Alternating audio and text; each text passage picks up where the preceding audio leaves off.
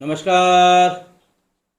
आज मैं फिर आपके सामने अपराध की वो घटना लेकर आया हूँ जिसका पहला पार्ट मैंने आपको कल बताया था।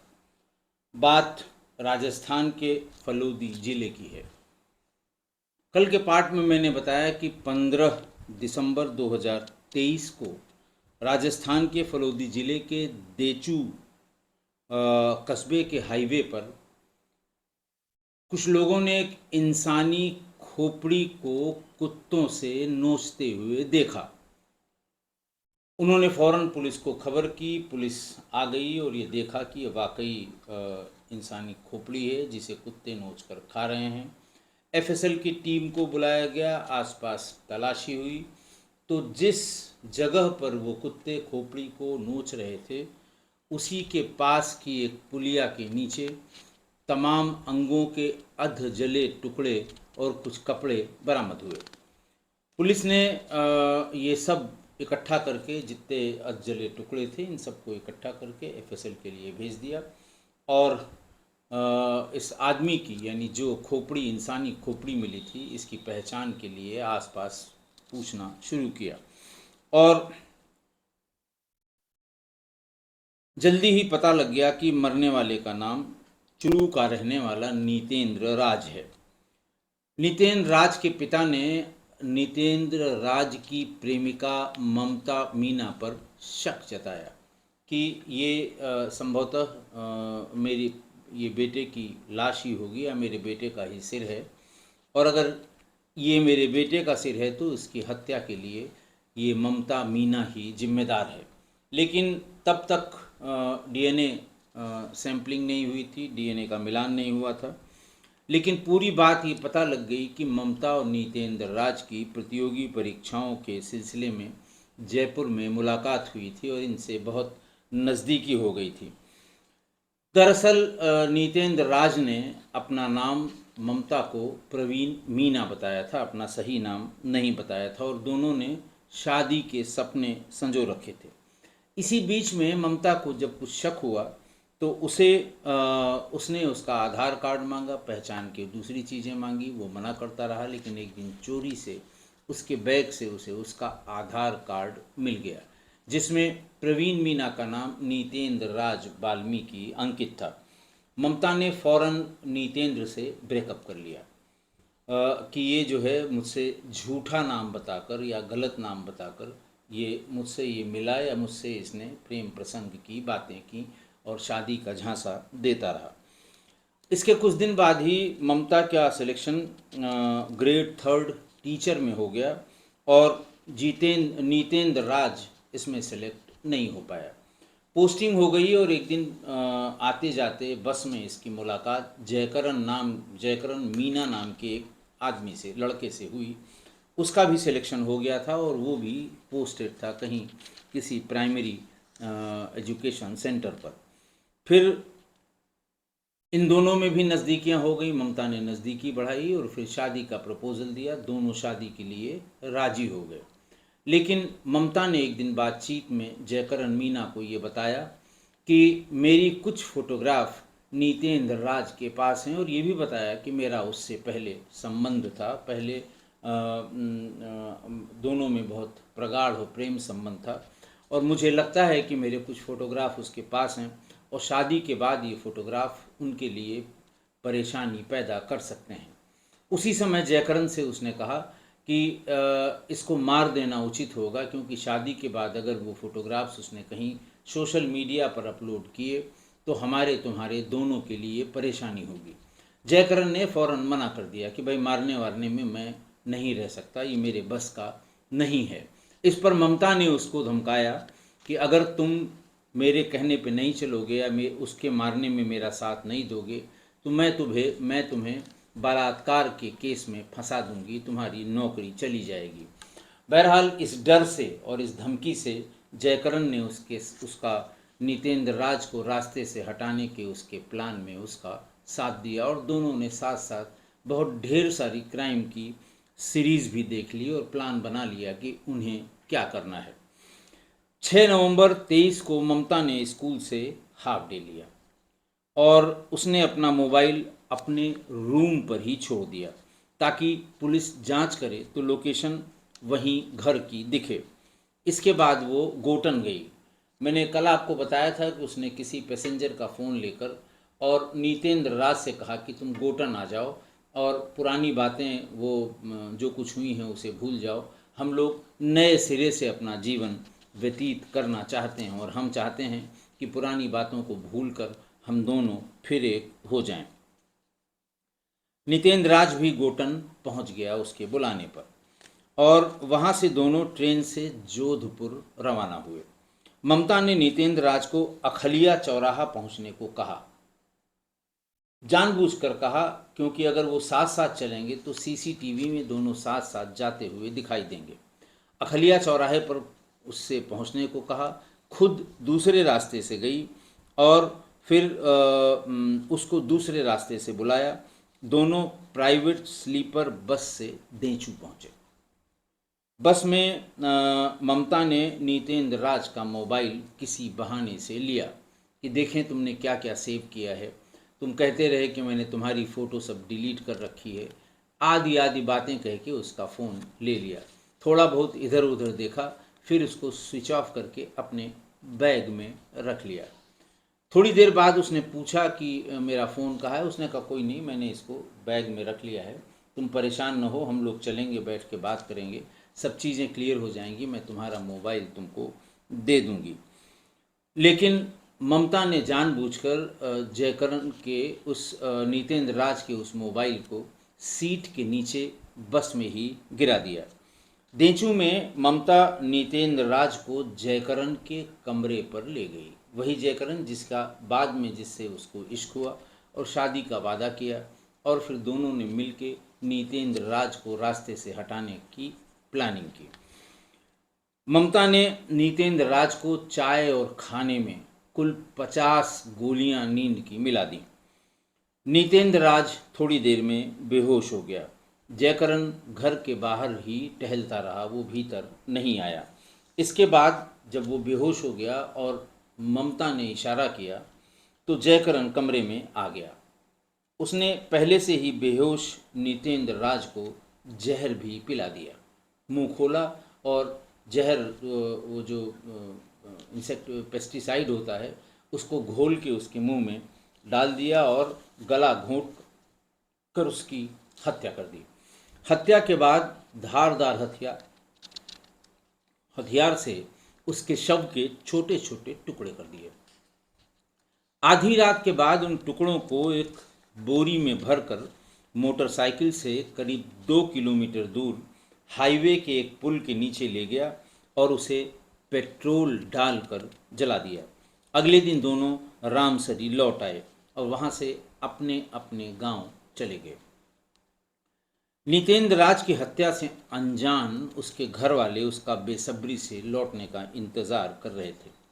इधर 7 नवंबर को, मैंने बताया था कि ये बात है 6 नवंबर को, जब वो गई थी और जयकरण उसको नीतेंद्र राज को बस से लेकर देचू पहुंची थी, तो 7 नवंबर और 6 को ही उसने बस में ही नीतेंद्र राज का फ़ोन गिरा दिया था।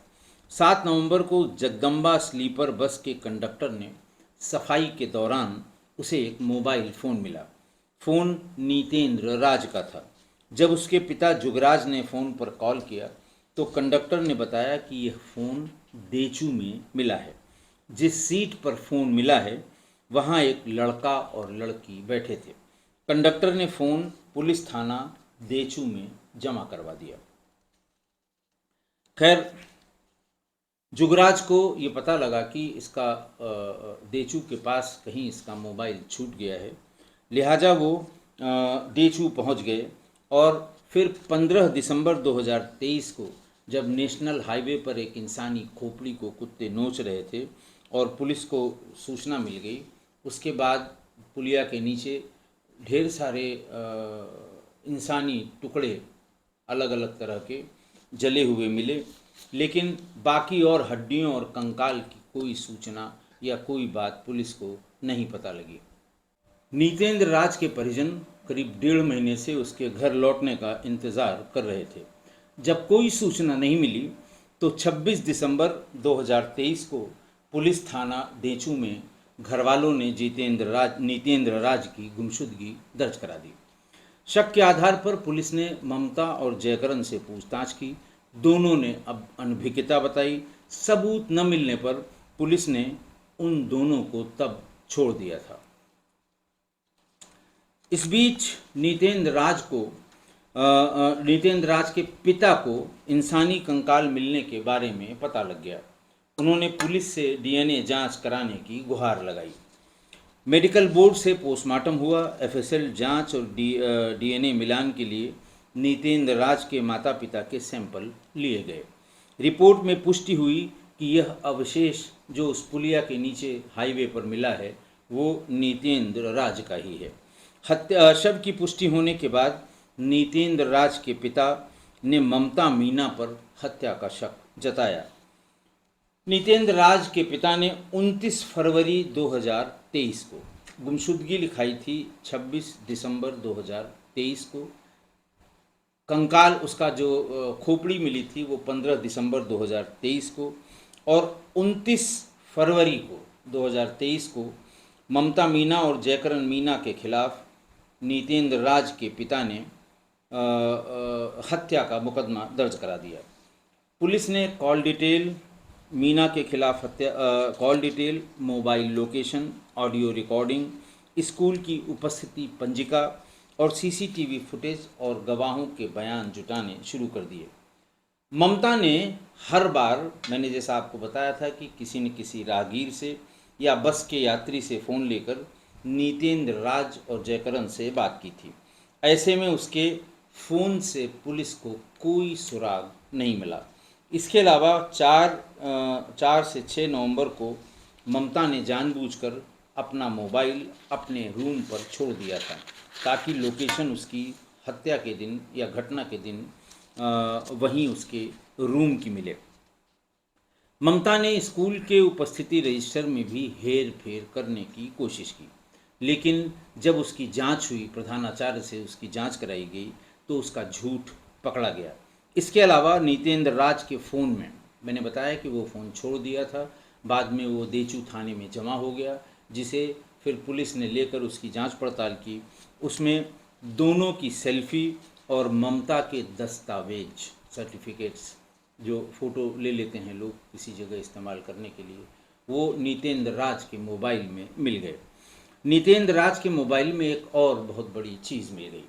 एक 7 मिनट 13 सेकंड की एक ऑडियो रिकॉर्डिंग मिली, जिसमें ममता ने उसको गोटन बुलाने के लिए वो रिक्वेस्ट कर रही थी और वो पूछ रहा था कि किस बात के लिए। तो वो समझाने की कोशिश कर रही थी कि पुरानी बातें भूल के हम लोग नए सिरे से अपने जीवन की कहानी शुरू करेंगे, गोटन आ जाओ, बैठ के बात कर लेते हैं और डिसाइड करते हैं।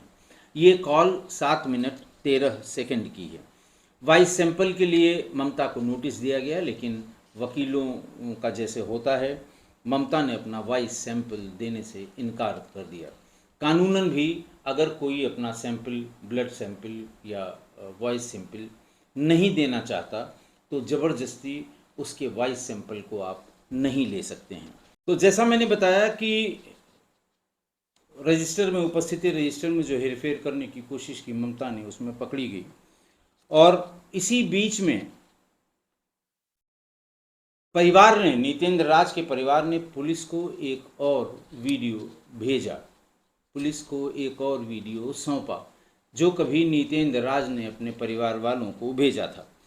उसमें नीतेंद्र राज और ममता मीना पहली बार वीर हनुमान मंदिर जाने की बात कहते हुए सुनाई दे रहे हैं।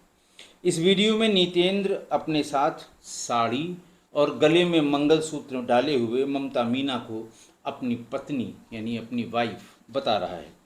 नीतेंद्र राज सीढ़ियाँ चढ़ते हुए मंदिर को वीर हनुमान जी का मंदिर कहता है, प्रार्थना करता है कि उसकी मनोकामना पूरी हो। नीतेंद्र के रिश्तेदारों की बात अगर माने तो ये वीडियो संभवतः 2019 या 20 में बनाया गया है, जिसमें दोनों की शादी की जानकारी भी सामने आई थी रिश्तेदारों के।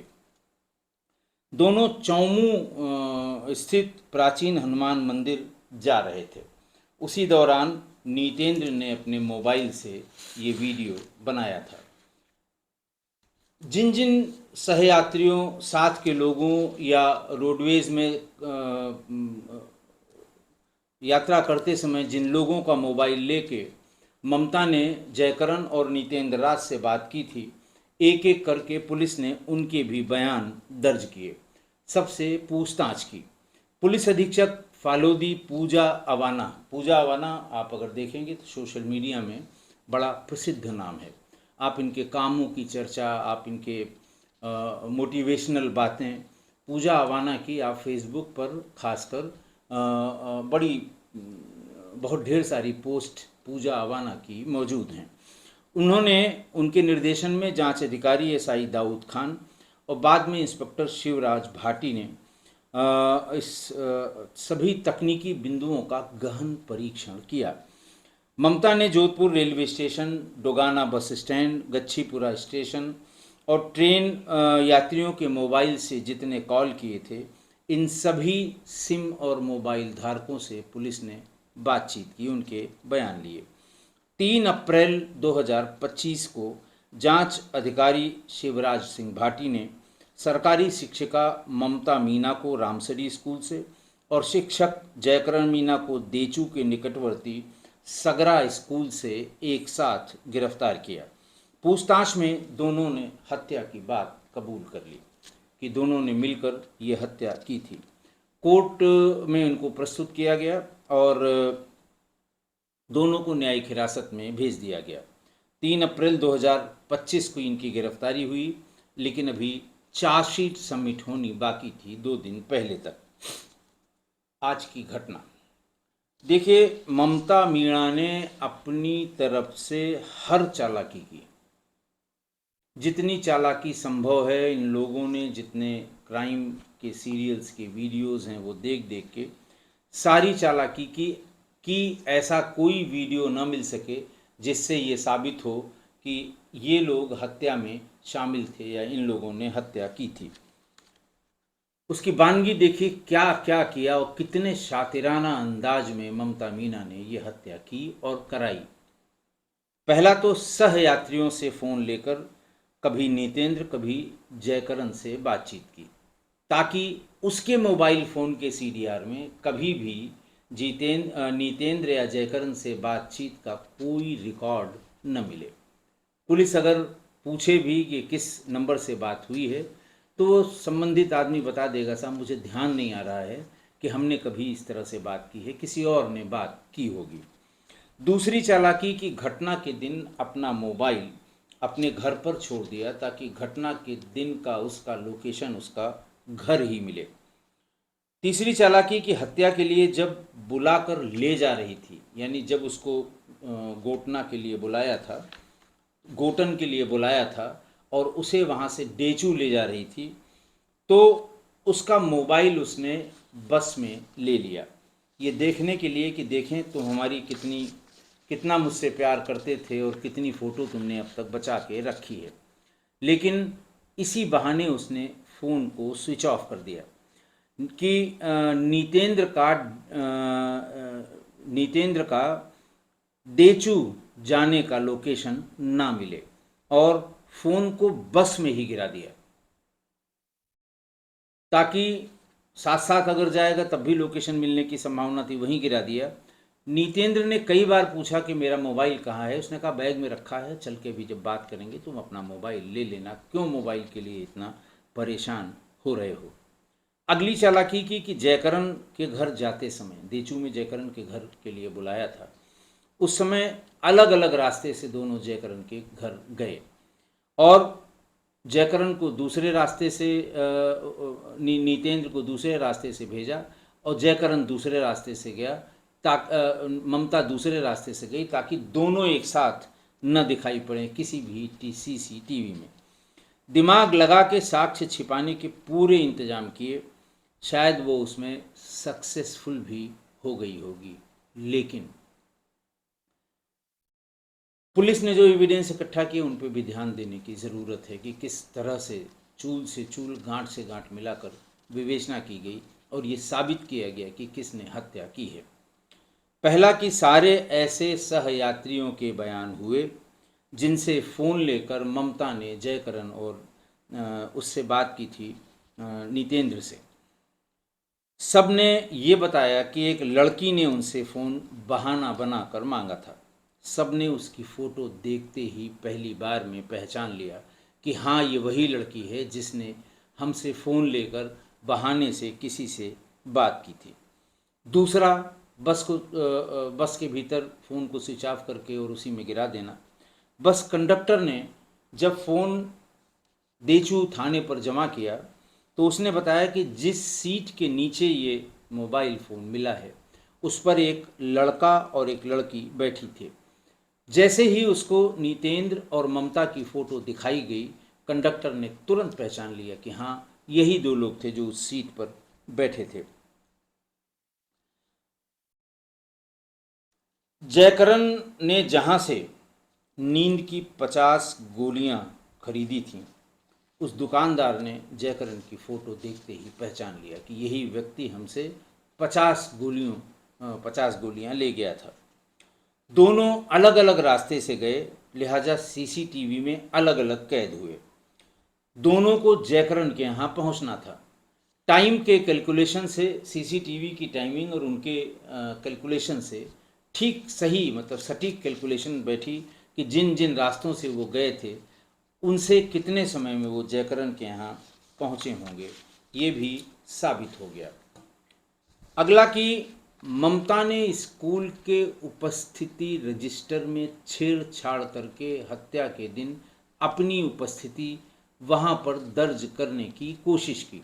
कटिंग की, सफ़ेदा लगाया और उसको करने की कोशिश की, लेकिन प्रधानाचार्य ज़्यादा चटक निकले। वो हर दिन उपस्थिति रजिस्टर मंगा के अपने पास, जैसे उपस्थिति 10 बजे लोग डालते हैं, 11 बजे, 12 बजे, शाम को वो रजिस्टर मंगा के और उस पेज की फ़ोटो अपने मोबाइल में कैद कर लेते थे कि कौन आया था, कितने बजे दस्तखत बनाया और कौन कौन प्रेजेंट था। वो रजिस्टर जब उनको जांच दी गई तो उन्होंने बताया कि साहब, मैंने ये फ़ोटो निकाली थी, उस समय ये एब्सेंट थी, ये आई ही नहीं थी। और बाद में अगले दिन उसको छेड़छाड़ करके उसमें प्रेजेंस बनाने की कोशिश की गई और इसी हेर फेर में उसकी ये चोरी भी, उसकी ये चालाकी भी पकड़ी गई।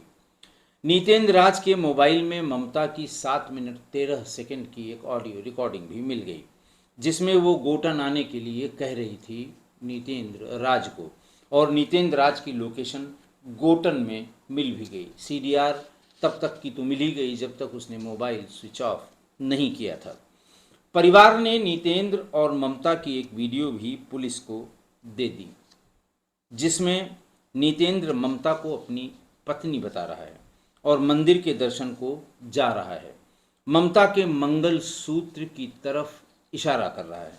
परिवार ने ये वीडियो जब पुलिस को दिया तो ये बहुत बड़ा एविडेंस था कि क्या कारण हो सकता है, यानी जो तात्कालिक कारण था जिसके कारण नितेंद्र की हत्या की गई और क्यों इसका शक ममता और जयकरण पर गया कि इन दोनों ने जो वीडियो परिवार ने दिया था उसमें शादीशुदा जोड़े की तरह ये मंदिर में दर्शन करने जा रहे थे और नितेंद्र बार बार उसको साड़ी पहने हुए ममता मीना को अपनी पत्नी बता रहा था, उसकी मंगलसूत्र की तरफ इशारा कर रहा था और भगवान से उसकी मानता पूरी होने की बात कर रहा था। तो ये बहुत अच्छा एविडेंस था, ये साबित करने के लिए कि हत्या के पीछे कारण क्या हो सकता है। ममता ने इतने सारे सबूत छिपाए, बहुत सारे सबूत छिपाए, बड़ी चालाकी की। मोबाइल घर पे रख दिया, एक साथ सीसीटीवी में नहीं दिखे और दूसरे लोगों से लेके फ़ोन से बात की, सारी चालाकी उसने की, लेकिन उससे 2 गुने सबूत पुलिस ने इकट्ठा कर लिए। जितने उसने छिपाए थे उससे 2 गुने सबूतों को कड़ी से कड़ी जोड़ने में फलोदी पुलिस ने जो मेहनत की उसके लिए फलोदी पुलिस को साधुवाद। और मैं तो कहूँगा कि पूजा अवाना के निर्देशन में ये सारी कार्रवाई हुई। बहुत ढेर सारा साधुवाद आईपीएस पूजा अवाना को, जिनके निर्देशन में इस बहुत ही क्लिष्ट और जटिल, चालाकी से की गई हत्या का अनावरण हुआ। पहचान छिपाकर प्यार करना नीतेंद्र को भारी पड़ गया, जिसमें उसकी जान चली गई, और भारी ममता को भी पड़ गया। उसने साबित किया कि उसने नीतेंद्र से प्यार नहीं किया था, बल्कि उसकी बताई हुई जाति से प्यार किया था। नीतेंद्र से उसका प्यार नहीं था। और जैसे ही उसको जाति की सच्चाई पता लगी, या उसको पता लगा कि उससे छिपाया गया है, उसने ये प्यार व्यार सब धड़ाम हो गया, कोई मतलब नहीं रह गया उस प्यार का।